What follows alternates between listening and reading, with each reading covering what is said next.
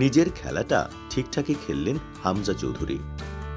আক্রমণ ঠেকানোর পাশাপাশি চেষ্টা করেছেন গোলের জন্য, কিন্তু দিন শেষে ফুটবল সম্মিলিত খেলা। সেই খেলায় গতকাল পরাজিত দলেই থাকতে হয়েছে হামজাকে।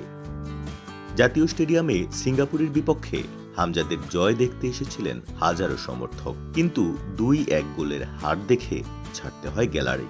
সেই হতাশ হওয়া সমর্থকদের আশার বার্তা দিলেন হামজা। হামজার আগমনে নতুন করে স্বপ্ন দেখতে শুরু করে দেশের ফুটবল।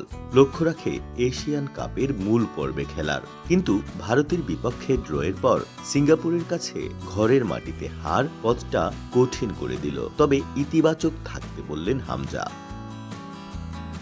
হারের হতাশা নিয়ে সামাজিক মাধ্যমে হামজা লিখেন, আমরা যেমনটা চেয়েছিলাম তা হয়নি, কিন্তু দল ও জাতি হিসেবে আমরা গর্বিত হতে পারি। আমাদের ইতিবাচক থাকতে হবে, কারণ এটা তো মাত্র শুরু। ইনশাল্লাহ খুব শিগগিরই আমরা সেই জায়গায় পৌঁছাবো যেখানে পৌঁছাতে চাই।